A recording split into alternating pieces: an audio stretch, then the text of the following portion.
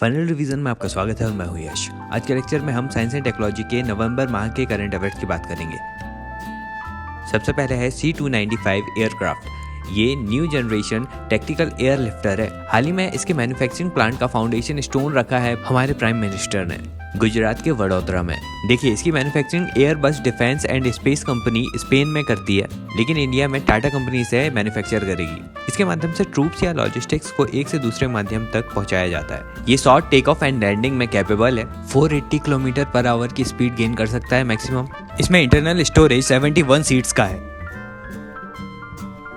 आगे जानते हैं ब्लू बगिंग के बारे में। ये एक ऐसी प्रोसेस है जिसमें किसी भी ब्लूटूथ एनेबल्ड डिवाइस को, मतलब मोबाइल या ईयरफोन जिसमें ब्लूटूथ कनेक्शन होता है, उसमें यदि ब्लूटूथ ऑन है तो हैकर्स 10 मीटर के दायरे से उस फ़ोन को हैक कर लेते हैं और उसका सारा डेटा एक्सेस भी कर सकते हैं। यह ब्लूटूथ के ऑन रहने पर ही होता है। इसे ही ब्लू बगिंग कहते हैं। आगे है computer security incident response team. देखिए, हमारा जो ग्रिड सिस्टम है जिससे इलेक्ट्रिसिटी फ्लो होती है, उसे भी हैक होने का खतरा होता है। जैसे चाइना का रेड इको नामक हैकर ग्रुप है, इसने 2021 में ऐसी कोशिश की थी हमारे पावर ग्रिड को हैक करने की। तो हमारे इस पावर ग्रिड को हैकर से बचाने के लिए CSIRT computer security incident response team बनाई गई है, जिसके ऑफिसर्स को कंबाइंड इंजीनियरिंग सर्विस एग्जामिनेशन के तहत जो UPSC कंडक्ट कराता है, इसके माध्यम से चुना जाएगा। इन्हें ट्रेनिंग दी जाएगी ताकि ये साइबर सिक्योरिटी इंसिडेंट्स को डिटेक्ट कर सकें, उन्हें रोक सकें, अवेयरनेस फैला सकें, इंसिडेंट्स को मॉनिटर भी कर सकें। ये जो CSIRT है, ये computer emergency response team certain के तहत इसका ही एक आर्म होगा, लेकिन इसका administrative control central electricity authority के पास होगा। आगे है शब्दशाला इनिशिएटिव। ये इनिशिएटिव है the commission for scientific and technological terminology का। देखिए, क्या हो रहा है कि वर्ल्ड में कुछ ऐसे टेक्नोलॉजिकल वर्ड्स निकल कर सामने आ रहे हैं जिनका हम हिंदी मीनिंग नहीं जानते। तो ये जो CSTT कमीशन होगा, ये एक ऐसी वेबसाइट बनाएगा जिसमें विभिन्न वर्ड्स के हिंदी लैंग्वेज में ट्रांसलेशन या उनकी मीनिंग को इनवाइट किया जाएगा। विभिन्न लोग सजेशन दे सकेंगे उसमें, जैसे selfie, drone, metaverse, artificial intelligence, इन सब की हिंदी मीनिंग क्या होगी, उसमें सभी लोग वहाँ पर सजेशन दे सकेंगे। सिर्फ हिंदी नहीं, भोजपुरी, नागामीज आदि जैसी भाषाओं में भी क्या ट्रांसलेशन होगा वो भी बता सकेंगे। अब यहाँ पर CSTT या commission for scientific and technical terminology की बात करें तो 1961 में से बनाया गया था आर्टिकल 344 के क्लॉज 4 के अनुसार। ये जो नई टेक्नोलॉजिकल टर्मिनोलॉजीज इवॉल्व हो रही हैं, उनको इंडियन लैंग्वेज में प्रोपोगेट करने का काम करता है। डिपार्टमेंट ऑफ हायर एजुकेशन या मिनिस्ट्री ऑफ एजुकेशन के अंतर्गत आता है ये, और हेडक्वार्टर है न्यू दिल्ली में। आगे जानते हैं ग्लोबल ऑफशोर विंड अलायंस के बारे में। ब्रिटेन, जर्मनी, USA, जापान आदि कंट्रीज को मिलाकर टोटल 9 कंट्रीज ने इसे ज्वाइन किया है। ये अलायंस गवर्नमेंट, प्राइवेट सेक्टर, बाकी के इंटरनेशनल ऑर्गेनाइजेशन आदि को इकट्ठा करता है ताकि रिन्यूएबल एनर्जी पर ऑफशोर विंड पावर को बढ़ाया जा सके। अब देखिए, ऑफशोर विंड पावर मतलब समुद्र के अंदर जो विंड टर्बाइंस लगाई जाती हैं। ऑनशोर का मतलब होता है जो समुद्र के तटों पर लगाई जाती हैं। इसके माध्यम से 2030 तक ग्लोबल लेवल पर 380 गीगावाट एनर्जी जनरेट करना है। ग्लोबल विंडसोर एनर्जी अलायंस को बनाया है international renewable energy agency Denmark तथा द ग्लोबल विंड काउंसिल ने मिलकर। आगे जानते हैं इंडियन बायोलॉजिकल डाटा सेंटर के बारे में।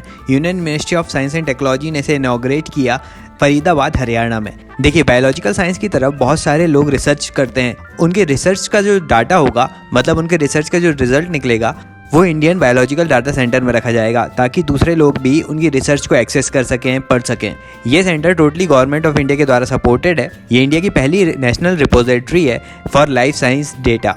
इसमें ब्रह्म हाई परफॉर्मेंस कंप्यूटिंग फैसिलिटी है जो कि 4 पेटाबाइट का स्टोरेज रखता है। आगे जानते हैं लॉफ्टेड मिशन के बारे में। ये नासा का मिशन है। इसका फुल फॉर्म है low earth orbit flight test of an inflatable decelerator mission. इसके माध्यम से नासा ने बताया कि हम यदि मार्स पर मिशन भेजना चाहते हैं, ह्यूमनॉइड मिशन भेजना चाहते हैं, तो वहाँ पर ह्यूमन को आसानी से लैंड किया जा सकेगा। इस मिशन में पृथ्वी के लोअर अर्थ ऑर्बिट से फ्लाइट को लैंड कराया गया। ये इनके हियार्ड प्रोग्राम का नेक्स्ट स्टेप था। देखिए, यहाँ पर लॉफ्टेड जो है वो एक स्मॉल री एंट्री व्हीकल है जिससे हियार्ड एरोसेल जुड़ा होता है। देखिए, यहाँ पर मेनली एरोसेल का काम होता है कि जब भी स्पेस व्हीकल हमारे एटमॉस्फेयर में एंट्री करता है तो बहुत बड़ी मात्रा में हीट जनरेट होती है। तो ये उस हीट को बियर करने के लिए हीट सील्ड का काम करता है। ये ट्रेडिशनल हीट सील्ड से इस प्रकार अलग है कि ये टफ नहीं होता, फ्लेक्सिबल हीट सील्ड के रूप में काम करता है। इससे इसका भार भी कम हो जाता है और रॉकेट में इसे कैरी करना भी आसान होता है, क्योंकि ये फोल्डेबल है, पैकेबल है, डिप्लॉयबल है, इसलिए लॉफ्टेड मिशन इंपॉर्टेंट माना जा रहा है। आगे जानते हैं फॉल्कन हैवी रॉकेट के बारे में। स्पेसएक्स ने इसे लॉन्च किया और पेलोड्स को जियोसिंक्रोनस अर्थ ऑर्बिट में से 35,786 किलोमीटर की ऊंचाई पर प्लेस कराया। स्पेसएक्स ने क्लेम किया है कि फॉल्कन हैवी रॉकेट सबसे पावरफुल रॉकेट है। इसका हाइट 70 मीटर, विड्थ 12.2 मीटर और मास है 14,20,788 किलोग्राम। बहुत ज़्यादा हैवी है। इसमें 27 मर्लिन इंजन्स हैं जो 5 मिलियन पाउंड का थ्रस्ट पैदा करते हैं। ये थ्रस्ट उतना है जितना 747 एयरक्राफ्ट एक साथ उड़ते हुए पैदा करेंगे। इस फैमिली के रॉकेट्स में मर्लिन इंजन्स का यूज किया जाता है, जिसे स्पेसएक्स ने डेवलप किया है। मर्लिन इंजन में रॉकेट प्रोपेलेंट 1, रिफाइंड पेट्रोलियम 1 और लिक्विड ऑक्सीजन का यूज किया जाता है प्रोपेलेंट के रूप में। ये गैस जनरेटर पावर साइकिल का यूज करता है। आगे जानते हैं गैया BH-1 के बारे में। GAIA BH-1, यहाँ पर इसके नाम से ही समझ आ जाएगा। जहाँ जो गैया है ना, वो एक टेलीस्कोप है जिसे यूरोपियन स्पेस एजेंसी ने 2013 में बनाया था। और BH-1 का मतलब है ब्लैक होल 1। तो गैया BH-1 एक ब्लैक होल है जो कि इंडिया का सबसे पास का ब्लैक होल है, जो हमारे सूर्य से 10 गुना बड़ा है। ये एक बाइनरी सिस्टम का पार्ट है, मतलब इसमें 2 स्टार्स थे जिसमें से एक तो ब्लैक होल बन गया है और एक सन की तरह चमक रहा है। ये पृथ्वी से 1600 लाइट ईयर दूर है। अब यहाँ जो गैया टेलीस्कोप है वो 2025 तक काम करेगा। आगे जानते हैं इसरो के रीसेट 2 सैटेलाइट के बारे में। हाल ही में ये सैटेलाइट अनकंट्रोल्ड मैनर में हमारे एटमॉस्फेयर में एंट्री कर गया, जकार्ता के समीप इंडियन ओशियन में। हालांकि एटमॉस्फेयर के फ्रिक्शन से पहले ही बहुत डिस्ट्रॉय हो गया था और इससे कोई नुकसान नहीं हुआ। 300 किलोग्राम का ये सैटेलाइट था। अप्रैल 2009 में इसे PSLV C12 द्वारा लॉन्च किया गया था। ये x band synthetic aperture radar से युक्त था। स्पाई सैटेलाइट था एक प्रकार का, जिसे 2008 के मुंबई अटैक के बाद सिक्योरिटी पर्पस से लॉन्च किया गया था। इसमें ऑल वेदर मॉनिटरिंग कैपेबिलिटी थी। आगे है मेक 2 प्रोजेक्ट। ये इंडियन आर्मी का प्रोजेक्ट है। इसके तहत विभिन्न इंडस्ट्रीज को जो डिफेंस के सेक्टर में प्रोडक्शन कर रही हैं, उन्हें फाइनेंशियल एड दी जाएगी। ऐसे 5 प्रोजेक्ट्स को अप्रूवल दिया जा चुका है अभी। ये 5 प्रोजेक्ट हैं। पहला, high frequency man packed software defined radio, मतलब रेडियो संचार को और टेक्निकल एनेबल्ड किया जाएगा। GIS सिस्टम इसमें यूज होगा जो HF रेडियो को रिप्लेस कर देगा। दूसरा है ड्रोन किल सिस्टम। तीसरा है इन्फेंट्री ट्रेनिंग वेपन सिमुलेटर, मतलब पर्सनल्स की ट्रेनिंग के लिए आर्टिफिशियल इंटेलिजेंस का यूज किया जाएगा।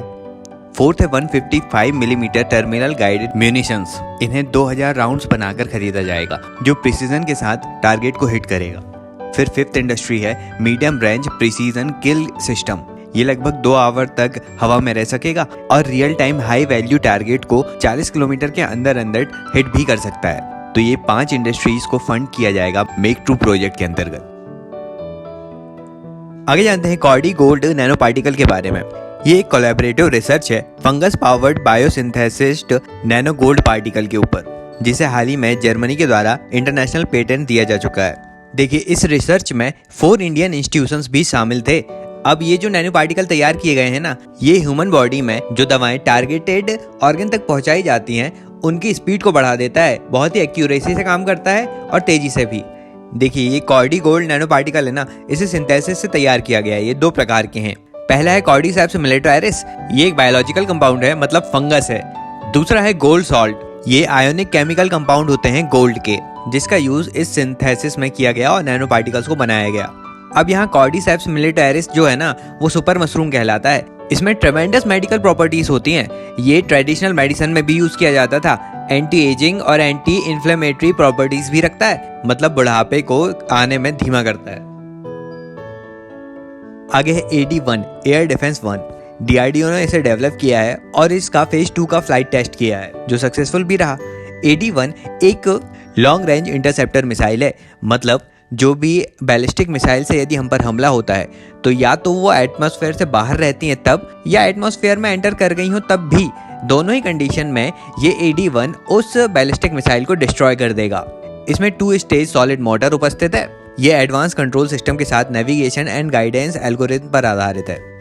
तो इस मंथ के साइंस एंड टेक के लेक्चर में बस इतना ही था। पहली बार चैनल पर आ रहे हो तो सब्सक्राइब जरूर कीजिएगा। अभी बहुत कुछ आना बाकी है। Thank you so much for listening.